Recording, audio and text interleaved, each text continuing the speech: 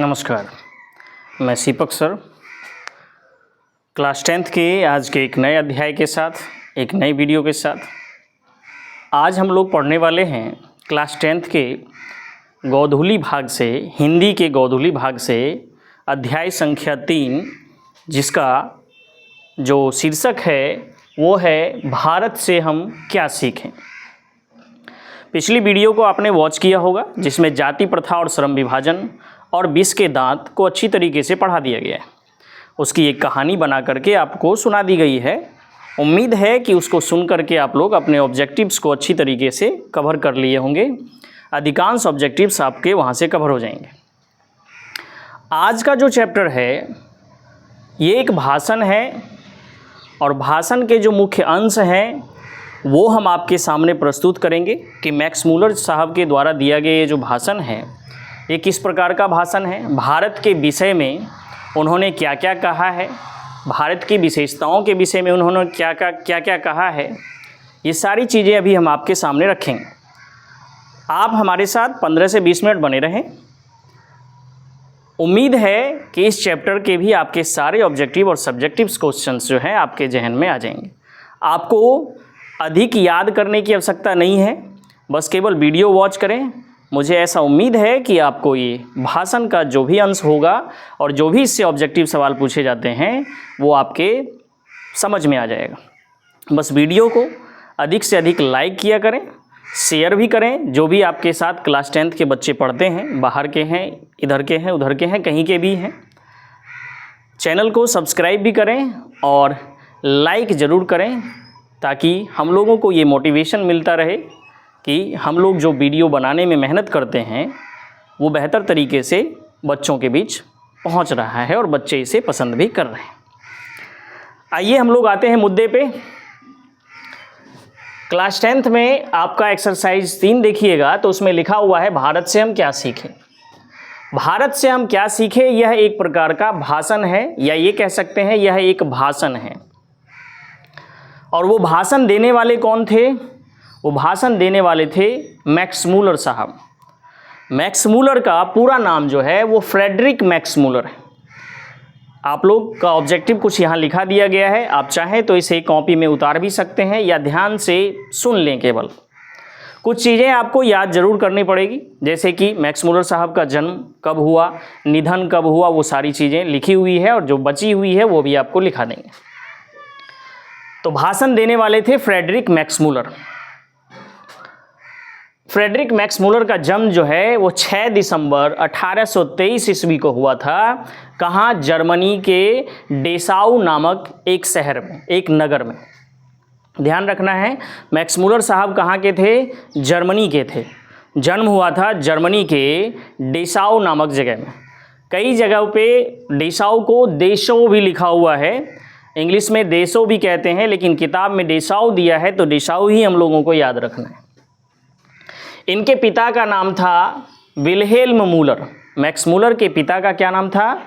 Wilhelm Müller. इसको ध्यान रखना है। विल्हेल्म मूलर जो थे इनके पिता, वो भी एक कवि थे, एक बहुत बड़े कवि थे, जर्मनी के ही थे, वो बहुत बड़े कवि थे। उनकी नौकरी जो थी वो इंग्लैंड में थी। इंग्लैंड में ईस्ट इंडिया कंपनी, आप लोग जानते होंगे ईस्ट इंडिया कंपनी के विषय में, जो भारत में 1600 ईस्वी के समथिंग स्थापना हुई थी, तो वो कंपनी इंग्लैंड से ही आई थी यहाँ पे। तो ईस्ट इंडिया कंपनी में विल्हेल्म मूलर साहब जो थे वो नौकरी किया करते थे। तो हम ये कह सकते हैं कि विल्हेल्म मूलर जब इंग्लैंड में रहते थे, नौकरी करते थे इंग्लैंड में रह करके, तो इनका 2 देशों से रिश्ता हो गया, एक जर्मनी से और एक इंग्लैंड से। लेकिन इत्तेफाक क्या हुआ, इसके सारांश को थोड़ा सा सुन लेंगे फिर हम आगे बढ़ेंगे। इत्तेफाक क्या हुआ कि जब मैक्स मूलर साहब जो थे वो 4 वर्ष के ही थे, तो उसी समय उनके पिता विल्हेल्म मूलर की मृत्यु हो गई, उनका देहांत हो गया। देहांत हो गया तो समस्या जो है वो बढ़ जाती है। जब पिता ना हो, घर में आपके मुखिया होते हैं घर के, अगर वो नहीं हो, कमाने वाले नहीं हैं, तो समस्या होती है। लेकिन कवि थे, ईस्ट इंडिया कंपनी में थे, तो बहुत सारा इन्हें सहयोग मिला हुआ था, जिससे ये अपने घर परिवार को ठीक ढंग से उनकी माँ चला सके। हालांकि उनकी माँ का जिक्र इसमें भाषण में नहीं है, नहीं तो उसके नाम को भी हम आपके सामने ज़रूर रखते। हुआ क्या, उनकी पढ़ाई जो है आगे जा कर के उन्होंने जारी रखी। ऐसा नहीं कि पिताजी के चले जाने के बाद उन्होंने पढ़ना लिखना छोड़ दिया, नहीं। अगर पढ़ना लिखना छोड़ देते तो आज हम उनके विषय में नहीं पढ़ रहे होते। जर्मनी में ही एक लिपजिंग विश्वविद्यालय है, लिपजिंग यूनिवर्सिटी है। विद्यालय भी है लिपजिंग के नाम से और यूनिवर्सिटी भी है, विश्वविद्यालय भी है। तो लिपजिंग विद्यालय से जो है वो पहले मैट्रिक पास किए और मैट्रिक पास करने के बाद उच्चतम शिक्षा के लिए वो लिपजिंग यूनिवर्सिटी में ही संस्कृत विषय का अध्ययन करना शुरू कर दिया। उन्हें रुचि थी देशों की भाषाओं को जानने का, भाषाविद भी थे वो, भाषाओं को जानने का उन्हें बहुत शौक़ था। तो उन्होंने भारत की एक प्राचीनतम भाषा चुनी जो है संस्कृत। आपको मालूम है इससे भी एक ऑब्जेक्टिव बन जाता है कि भारत की प्राचीनतम भाषा क्या है, संस्कृत। तो लिपजिंग विश्वविद्यालय में उन्होंने संस्कृत का अध्ययन करना शुरू किया। इसके लिए एक विशेष कारण भी था कि क्यों ऐसा किया उन्होंने, क्योंकि उनको भी फिर ईस्ट इंडिया कंपनी में ही जो है जॉब करनी थी। पिता के स्थान पे नौकरी मिली हुई थी उन्हें पहले से। अब था क्या कि ईस्ट इंडिया कंपनी का विस्तार जो है वो भारत में भी है और उन्हें अगर देश को चयनित करना है तो कौन से देश को चयनित करेंगे, तो उन्होंने चुना था कि हम भारत ही जाएंगे। तो उन्होंने अध्ययन करना शुरू किया संस्कृत का, क्योंकि संस्कृत उस समय ज़्यादा चला करती थी, हिंदी भी चलती थी, संस्कृत भी। जब उन्होंने संस्कृत का अध्ययन किया तब उन्हें भी ईस्ट इंडिया कंपनी में नौकरी मिल गई और इंग्लैंड में वो भी रहने लगे। हुआ एक बार ये, मैक्समुलर साहब को भारत में सिविल सेवा होती है अभी भी, अब उसका नाम चेंज हो गया है, हालांकि पहले होता था ICS, जिसे इंडियन सिविल सर्विसेज कहा जाता है। इंडियन सिविल सर्विसेज जो है वो भारत की सर्वोत्तम प्रतियोगिताओं में से एक है। इनमें जो चयनित होता है उन्हें देखिए आप, भारतीय सिविल सेवा में नौकरी मिलती है, बड़े पद पे काम करने का मौका मिलता है। पहले जो है अंग्रेज लोग इसे शाही लोक सेवा भी कहा करते थे। शाही लोक सेवा, शाही का मतलब जो बड़े ओहदे का होता है उसको शाही कहते हैं। उसका नाम जो है अब भारतीय सिविल सेवा है, जो पहले शाही लोक सेवा के नाम से जाना जाता था। हुआ क्या कि सिविल सर्विसेज का एग्ज़ाम हुआ, बहुत सारे भारतीय बच्चे उसमें बैठे, एग्ज़ाम पास किए और उसे चयनित कर लिया गया, पद के लिए, नौकरी के लिए चयनित कर लिया गया। तो जब चयनित हुआ तो उसका एक पूरा समूह था, एक ग्रुप था। अब इन सभी को नौकरी में जाना था, भारतीय सिविल सेवा की नौकरी में जाना था, अंग्रेजी हुकूमत में नौकरी करना था। तो इन सभी को मोटिवेट करने के लिए, मोटिवेशन देने के लिए आमंत्रित किया गया किन्हें, मैक्समुलर साहब को, क्योंकि मैक्समुलर साहब ने भारत के विषय में पहले से भी विशेष अध्ययन कर रखा था। तो इनको लगा कि जब मैक्समुलर को हम भेजेंगे तो इससे अच्छी मोटिवेशन मिलेगी। तो मैक्समुलर साहब जो है वो मोटिवेशन के लिए, अपने बातों को रखने के लिए इन युवाओं के बीच पहुँचे। तो उन्हीं युवाओं के बीच जो है उन्होंने भारत के दर्शन के विषय में, भारत के प्राकृतिक सौंदर्यता के विषय में, भारत की आध्यात्मिकता के विषय में, भारत के धर्म के विषय में सभी बातों को उन्होंने इन युवाओं के बीच रखा। तो वो धीरे धीरे क्या बनता चला गया, एक भाषण बनता चला गया। बोलते चले गए और वो एक भाषण का सार बन गया। और उसी भाषण में से कुछ अंश को निकाल करके डॉक्टर भवानी प्रसाद त्रिवेदी जी, यहाँ पे देखिए भवानी शंकर त्रिवेदी जी हैं, इन्होंने क्या किया, इन्हीं के भाषण का हिंदी रूपांतरण कर दिया, जो कि आपके चैप्टर में दिया हुआ है कि भारत से हम क्या सीखें। भारत के विषय में जितनी भी अच्छी अच्छी बातें थी, मैक्समुलर साहब ने बताया कि भारत में प्राकृतिक सौंदर्यता है, पृथ्वी पर अगर कहीं जन्नत है, कहीं स्वर्ग है तो भारत है। भारत के सच्चे दर्शन आपको करने हैं तो भारत के गाँवों में जाइए, गाँव में जाइए। गाँव में आप जाते हैं तो भारत के सच्चे दर्शन होते हैं। अगर इस पृथ्वी पर कहीं भी कही जाए, मैक्समुलर साहब कह रहे हैं, अगर कहीं भी पृथ्वी पर कही जाए हमसे कि कहाँ हेवन है, कहाँ स्वर्ग है, कहाँ जन्नत है, तो हम एक ही देश का नाम लेंगे और वो है भारत। उन्होंने भारत के कवियों द्वारा रचित कुछ रचनाओं का जो है अपने देश की भाषा जर्मन भाषा में रूपांतरण भी किया है, जिसमें कि आइए देखते हैं हम लोग। हितोपदेश। हितोपदेश क्या होता है? आपके हित में दिए गए उपदेश को हम हितोपदेश कहते हैं। मेघदूत, कठ और केन ये उपनिषद है, तो ये हितोपदेश, मेघदूत, कठ और केन, इन सभी रचनाओं का मैक्स मूलर ने जर्मन भाषा में अनुवाद करवाया। वो इसीलिए कि भारत के विषय में जो विशेषता इन बुकों में, इन किताबों में दी गई है, हमारे देश के भी लोग पढ़े और भारत के कल्चर को अडॉप्ट करने का प्रयास करें, क्योंकि भारत का जो कल्चर है वह उन्हें बहुत पसंद आया था। भारत की संस्कृति जो है वो उन्हें बहुत पसंद है। वैसे भी हम लोग जानते हैं, सारे जहाँ से अच्छा हिंदोसिता हमारा। उन्हीं समय स्वामी विवेकानंद जी के विषय में आप लोग जानते होंगे, युवाओं के मसीहा कहे जाते हैं। स्वामी विवेकानंद के भाषण के विषय में आप जानते होंगे, शिकागो में जब इनका भाषण हुआ था तो अमेरिका के लोग जो है खड़े होकर के इनका अभिवादन किया था। इन्हें शून्य पे बोलने के लिए कहा गया था, और जब इन्होंने अपना भाषण स्टार्ट किया, हालांकि वो धार्मिक सम्मेलन था, शिकागो में धर्म के विषय में बोलना था, तो अपने धर्म का जो है इन्होंने झंडा गाड़ के शिकागो अमेरिका में आए थे।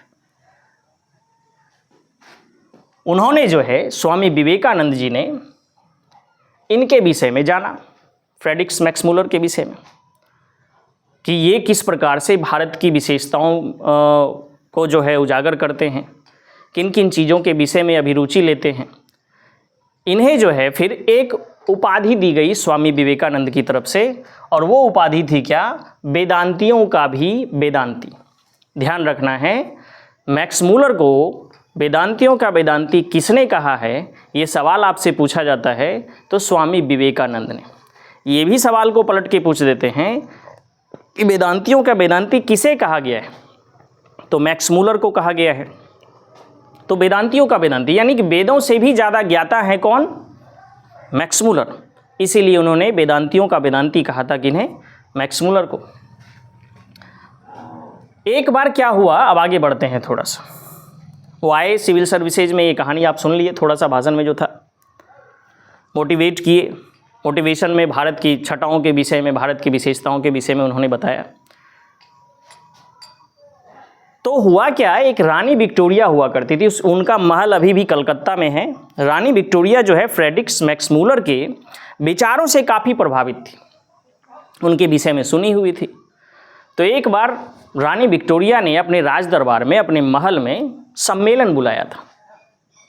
उन सम्मेलन में सभी को आमंत्रित किया गया था कि जो भी जिस विषय पे बोलना चाहते हैं बोलिए। तो फ्रेडरिक मैक्स मूलर साहब जब उस सम्मेलन में गए तो उन्होंने भी धार्मिक गतिविधि के विषय में बताया और भारत की विशेषताओं के विषय में उन्होंने बताया, क्योंकि उस समय भारत में वो भी रहा करती थी। तो रानी विक्टोरिया जो है फ्रेडरिक मैक्स मूलर साहब के उस भाषण से बहुत गदगद हुई, और उन्होंने, रानी विक्टोरिया ने, महारानी विक्टोरिया या रानी विक्टोरिया एक ही बात है, रानी विक्टोरिया ने मैक्स मूलर साहब को नाइट की उपाधि दी थी। इस बात को ध्यान रखना, किसकी उपाधि दी थी? नाइट की उपाधि। यहाँ पे लिख दी गई है, किसने दिया था? रानी विक्टोरिया ने। 1868 ईस्वी में ये हुआ था सम्मेलन, और उन्हीं के दरबार में, रानी विक्टोरिया के दरबार में। और नाइट की उपाधि का मतलब क्या होता है पहले ये समझिए। जैसे मान लो कहीं पर एक डांस हो रहा है, 5-6 ग्रुप डांस कर रहे हैं, और उसी में से आप लोग देखते हैं कि 3-4 में से कोई एक जो है वो बेहतरीन होता है, लगता है अरे वो नाचा ना तो बड़ा मज़ा आया, एकदम रात भर मज़ा आ गया, बोला जाता है इस प्रकार से। तो सबने भाषण दिया, उन सभी में प्रभावशाली भाषण किनका रहा? तो मैक्स मूलर साहब का। इसीलिए रानी विक्टोरिया ने मैक्स मूलर को नाइट की उपाधि दी। एक चीज़ का ध्यान रखना है, मैक्स मूलर साहब ने उनके नाइट की उपाधि को स्वीकार नहीं किया। उन्होंने ये कह के स्वीकार नहीं किया कि मैं कोई मदारी नहीं हूँ, कि आपका एक दिन आकर के या एक रात आकर के आपका मन बहला दें। नाइट की उपाधि का मतलब वही होता है मैं वो मदारी नहीं हूँ। तो आपके सम्मान के लिए बहुत बहुत धन्यवाद, लेकिन मैं ये सम्मान एक्सेप्ट नहीं कर सकता हूँ, स्वीकार नहीं कर सकता हूँ।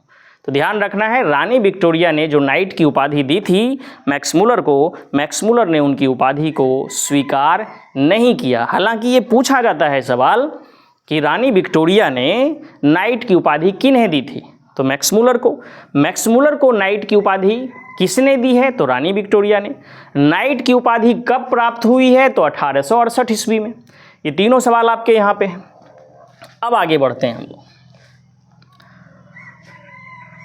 भारत की यात्रा करने का भी गौरव प्राप्त हुआ मैक्समुलर साहब को, क्योंकि ईस्ट इंडिया कंपनी से जुड़े हुए थे, तो स्वाभाविक था कि कारोबार के लिए एक देश से दूसरे देश सब जाते हैं।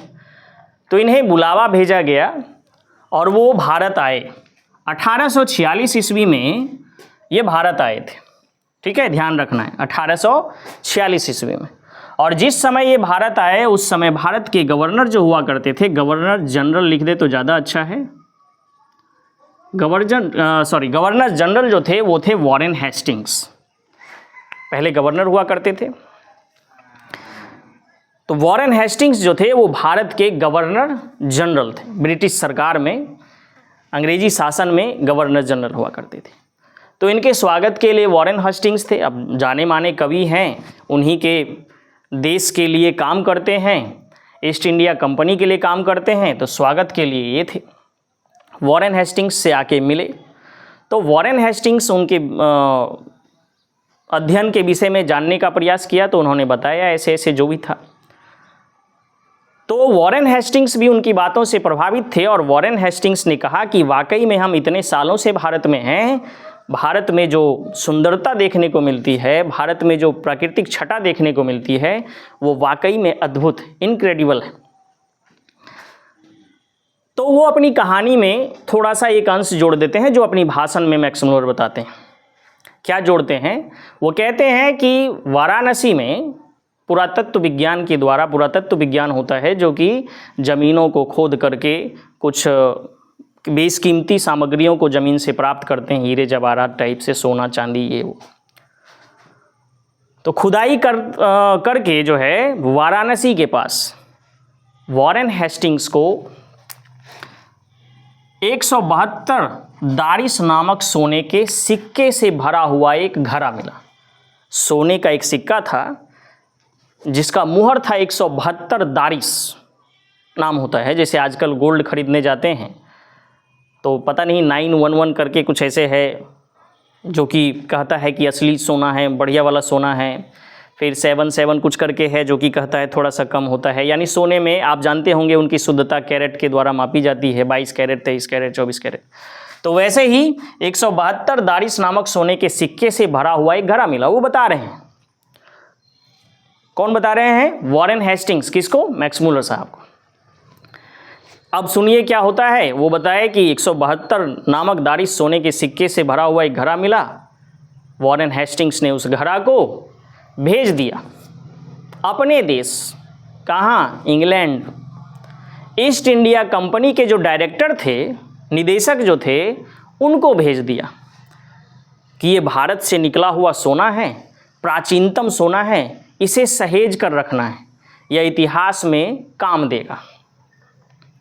लेकिन ये बातें बोल करके नहीं भेजा गया था कि उसको सहेज के रखना है।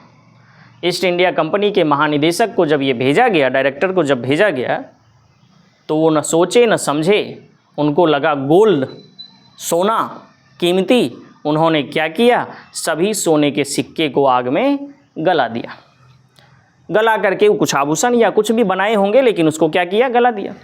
वॉरेन हेस्टिंग्स जब अपने देश पहुँचे तो उनको पता चला कि जो हमने दारिस नामक सोने का सिक्का भेजा था उसको क्या किया? डायरेक्टर साहब ने, ईस्ट इंडिया कंपनी के जो डायरेक्टर थे, उन्होंने गला दिया। अब वो माथे पे हाथ रख के बैठ गए कि हमने ये भेजा था किसी और चीज़ के लिए, आपने जो है इसकी कीमतों को नहीं समझा और इसे आपने क्या किया? गला दिया।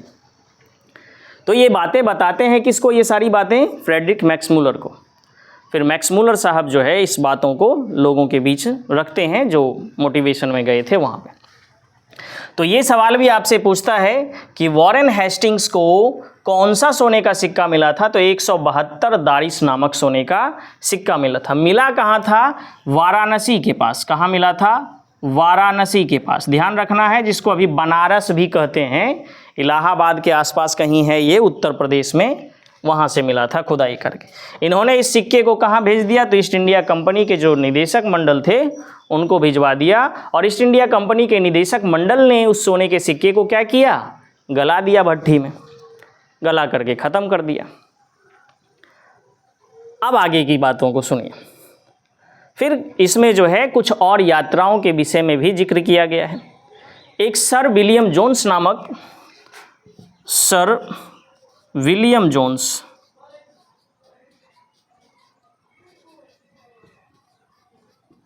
ये एक यात्री था। सर विलियम जोन्स एक यात्री था। ये नाव से जो है नाविक के रूप में भारत प्रवेश किया था। इंग्लैंड से ही आया हुआ था ये, तो भारत प्रवेश किया।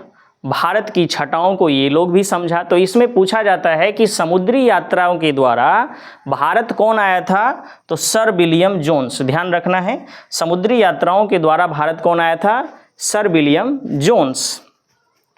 अब यही सारी कहानी है, जो भी भाषण था, इसमें एक चीज़ का ध्यान रखना है आपको कि भारत के विषय में जो भी अच्छी अच्छी चीज़ें दी गई हो, या किताबों में या क्वेश्चन में आपका दे दिया जाता है, कुछ भी चीज़ें जो अच्छी हो तो आप समझ जाइए वो भारत के विषय में है। लिखने वाले कौन थे? Frederick Max Muller. मैक्समूलर साहब के इस भाषण का हिंदी रूपांतरण करने वाले थे डॉक्टर भवानी शंकर त्रिवेदी। एक बार हम इसका रिवीजन फिर से करवा देते हैं, समझ जाइए भारत से हम क्या सीखे। यह एक भाषण का अंश है, ध्यान रखना है। लिखने वाले कौन थे? Frederick Max Muller. फ्रेडरिक मैक्समूलर के इस भाषण का हिंदी रूपांतरण कौन करने वाले थे? डॉक्टर भवानी शंकर त्रिवेदी। अब ध्यान दीजिए, इनका जन्म कहाँ हुआ था? फ्रेडरिक मैक्समूलर का जन्म हुआ था जर्मनी, डेसाऊ नामक जगह पे। कब हुआ था? 6 दिसंबर 1823 ईस्वी को। ये याद रखना है आपको। पिता का नाम था विल्हेल्म मूलर। 4 साल के जब थे मैक्समूलर तो उनके पिता की मृत्यु हो गई। ये सवाल हालांकि नहीं पूछा जाता है, लेकिन अगर पूछा भी गया तो ध्यान रखना है कि जब मैक्समूलर 4 साल के थे तो उनके पिता चल बसे थे। उनके पिता ईस्ट इंडिया कंपनी में एक कर्मचारी के तौर पे काम करते थे, और वो एक कवि भी थे। हालांकि ये सवाल आपसे नहीं पूछा जाएगा। स्वामी विवेकानंद जी ने इनके ज्ञान को जान करके मैक्समूलर को वेदांतियों का वेदांती कहा था। इस बात को भी ध्यान रखना है आपको। मैक्समूलर ने जर्मन भाषा में भारत के ही कुछ रचनाओं को जर्मन भाषा में अनुवादित किया था। हितोपदेश, मेघदूत और कठोरकेन। ये पूछा जाता है हितोपदेश का जर्मन भाषा में अनुवादन किसने किया था? तो मैक्समूलर ने। फिर है नाइट की उपाधि किन्हें दी गई? तो मैक्समूलर को। किन्होंने दी? तो रानी विक्टोरिया ने या महारानी विक्टोरिया ने। कब दी थी? तो ये देखिए 1868 ईस्वी में। भारत कब आए थे मैक्समूलर साहब? तो पहली बार तो 1846 ईस्वी में।